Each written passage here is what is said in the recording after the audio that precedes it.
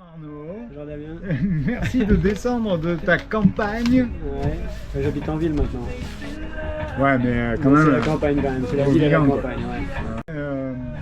Là, on a retrouvé des images de skate, machin, tout ça. Et tu as une petite part dans la vidéo. Merci d'avoir retrouvé ces images et de les avoir remises au bout du jour. jour. Ouais. C'est super cool, c'est beau ce que tu as fait.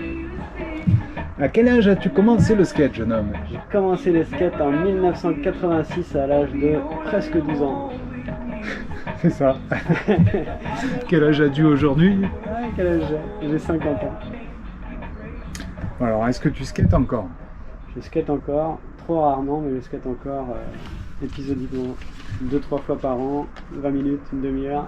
Sérieux, c'est tout? Ouais, dans les parcs, Ouais. essentiellement, parce que le street c'est fini pour moi depuis longtemps. Mais quand tu étais à Paris, tu streetais? Il y avait Bah pas de plus parc. ouais, à Paris je faisais plutôt du street ouais. Ouais. On allait en fait au début là, en 86-87 on allait au Trocadéro. Ah ouais. Ouais, et c'était le lieu Ben oui. de retrouvailles des Et skateurs. t'as croisé Pierre-André Zénizia? Ouais bien sûr, j'ai quelque part, je sais pas, je pense que je les ai plus, mais à une époque j'avais les autographes de Pierre-André Sénizer, j'ai skaté avec eux au Troca ouais. Ben oui, t'es Pierre-André parisien. Sénizer, T'es né à Jean-Marc Paris? Bessette, je suis né à Versailles, au côté de Paris. Paris, mais c'est Paris, c'est bon. Pour nous ici, c'est pareil. C'est Paris. Ouais, donc on allait au Troca et on a skaté avec ces gens-là. Tout le gratin parisien. Là. Et quel était là ton trick facile de l'époque? Le slalom? Alors je faisais pas trop de slalom, il y avait un curb en marbre, Ou de combien? 20 cm même pas, 17 cm quoi. Et on faisait des grinds là entre deux marches. En fait il y avait deux sets de marches ou trois, je sais plus, au Troca là, il y avait des marches partout en fait. T'as la grande esplanade, t'as quelques marches, t'as encore quelques marches, après t'as des sets de marches qui font descendre pour après trouver les descentes où ils faisaient le slalom là. Et là il y avait un curb qui était là pour un banc en pierre en fait mais tout bas. Et qu'on skatait, il avait le bord arrondi comme ça, donc on pouvait facilement le grinder et ça grindait vachement bien. On faisait les grinds là, enfin on s'essayait au grind parce que je sais même pas si Si on y arrivait, on y arrivait, je me souviens plus, mais c'était tout flageolant quoi. Après j'ai mis peut-être 2 ans ou 3 ans à apprendre à faire un flip quand même. Je me souviens de mes tout débuts à essayer de faire des flips, j'ai mis super longtemps à arriver à faire un flip parce qu'à l'époque on n'avait pas d'exemple, Ben voilà. personne pour nous expliquer. Par les vidéos. Et les vidéos, on en envoyait une tous les 36 du mois, tu vois. Moi, j'avais pas de caméscope, enfin, j'avais pas de magnétoscope, j'avais même pas de télé. Donc, j'avais pas ça, tu vois. À mes potes, ils étaient tous les week-ends collés devant leur télé à regarder, faire avant-arrière, là, pour regarder comment c'était fait. Moi, je le faisais pas, quoi, tu vois. Du coup, pour faire un flip, c'était compliqué, quoi. Donc, qu'est-ce qu'on faisait? On faisait effectivement des grinds sur les trottoirs. Et on se fabriquait des banks. Tu faisais des grinds ou des axels? Sans Ah non, grind, c'est des tu sais. grinds. T'arrives face au bord. On faisait des axels ouais, au début, puis après avec le temps on a commencé à mettre de la wax et à À grinder. l'époque de la wax. Ouais, à l'époque, alors je sais pas quelle année c'était, mais ouais, à la fin des années 80 je pense, 88, 89 par là je pense. Moi je me souviens plutôt, putain, si tu mets de la wax, c'est un tricheur, tu sais. Ah ouais. Bah nous on était obligés, enfin à part ce curb au Troca où il y avait, c'était du marbre, ça pouvait grinder sur les trucs en béton ça grinde pas. Enfin, il fallait vraiment y aller pour que ça grinde quand même. Hein. Non, toi tu grindais sur les trucs en béton? No wax. No wax? Non. Non, nous on mettait de la wax, on avait des rails pour faire des rock slides, tout ça là. Oui, ça oui. Après il y a eu la board Everslick.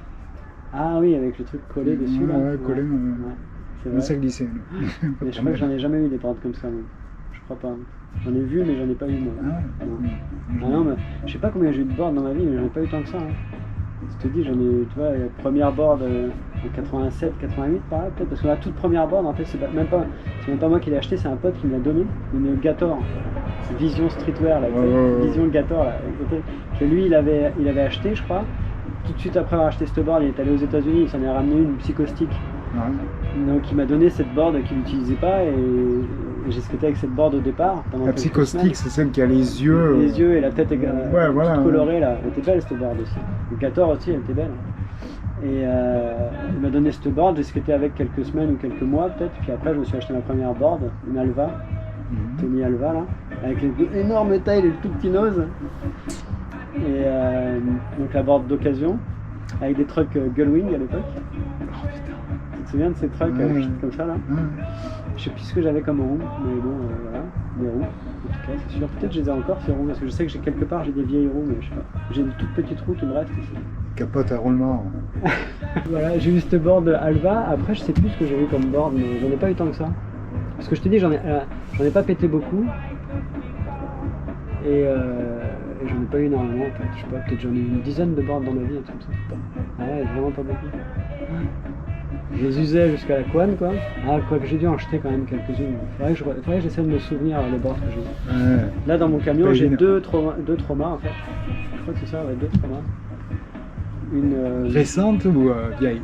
La plus récente, c'est celle que j'ai achetée en 2009. C'est récent. Ah ouais, 12 ans quand même, 15 ans. Oh, 17 ans. Ouais, 16 ans, combien? ouais 16. bientôt 17. Ouais. Ouais. Non, 16. Attends, Bon, peu ouais, importe. 16 ans, je pense, parce que j'ai dû l'acheter au mois de septembre, novembre par là, je pense, cette board.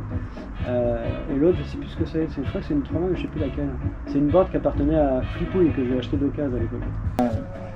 Et donc, tu avais un trick préféré au Trocadéro? Alors, au Trocadéro, c'était Grind, du coup. D'accord. C'est Ouais. vrai. Et sinon, ici à Montpellier? Et à Montpellier, c'était. Je sais pas comment dire en fait. C'est vrai qu'à la réflexion, je crois que ce que j'aime. Non, je crois que le truc vraiment où je kiffais le plus, où j'étais vraiment le plus à l'aise et j'étais vraiment.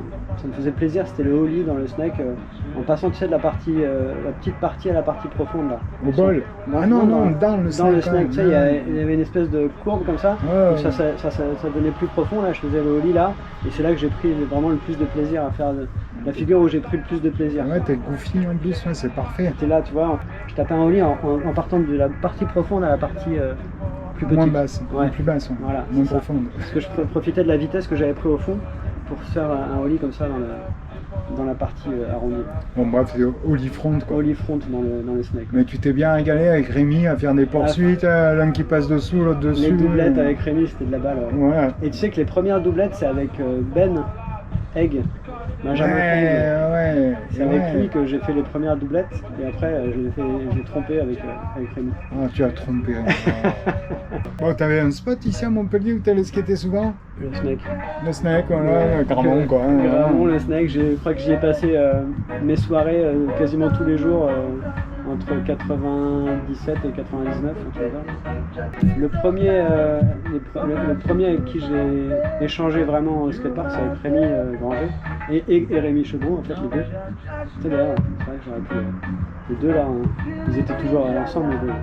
À l'époque. Ouais. Et un jour, j'étais là avec ma voiture, elle me dit tu rentres dans le centre-ville, je les ai raccompagnés, et du coup Rémi m'a invité chez lui, et du coup après j'étais introduit dans la petite bande, là, la grande bande, je sais pas comment on l'appelle, la bande quoi. Alors, as-tu déjà oublié ta borne dans un bar?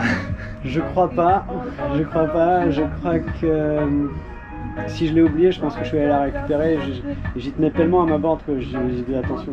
Puis je sais pas si j'allais souvent, déjà j'allais pas souvent dans les bars quand même. Un peu mais pas trop quoi et je sais pas si j'y allais avec ma borne en fait, probablement de temps en temps mais pas forcément quoi.